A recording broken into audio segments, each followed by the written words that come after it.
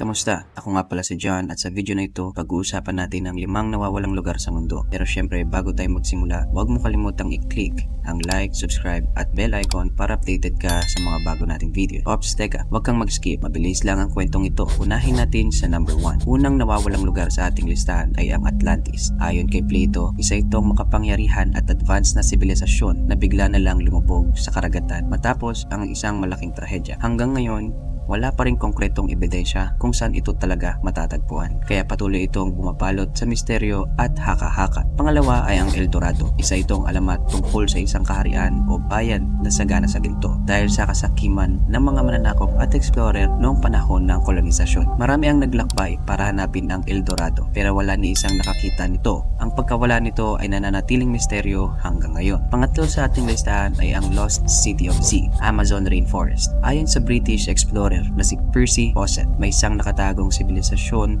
sa loob ng malawak at mapangarip na kagubatan ng Amazon. Habang hinahanap ito, nawala siya kasama ang kanyang anak at hanggang ngayon hindi pa rin natatagpuan ang kanilang mga labi at pati ang syudad na kanyang hinahanap. Pang-apat sa ating listahan ay ang High Brazil, isang misteryosong isla na lumalabas sa mga sinaunang map malapit sa Ireland. Ayon sa alamat, lumalabas lang ito sa paningin tuwing ilang taon. Pagkatapos ay biglang naglalaho. Maraming sailor ang nagre-report na nakita nila ang isla pero pag sinubukan nilang puntahan, nawawala umano ito sa kanilang harapan. At ang panghuli sa ating listahan ay ang Lemuria, the lost continent of the Indian Ocean. Ayon sa ilang teorya noong 1800s, mayroon umanong malalaking kontinente sa Indian Ocean na naglaho dahil sa paggalaw ng lupa at mga pagbabagong geological. Hindi ito kinikilala ng modern science pero naging bahagi ito ng maraming alamat, kultura at esoteric stories. At ayan ang 5 nawawalang lugar sa mundo na patuloy na bumabalot sa atin ng palaisipan at huwag. Ang mga kwentong ito ay nagpapaalala sa atin kung gaano karaming sikreto pa ang hindi natin alam tungkol sa ating planeta. Kung nagustuhan mo ang ganitong content, huwag kalimutang mag-like, mag-subscribe at i-on ang notification bell. Maraming salamat sa panonood.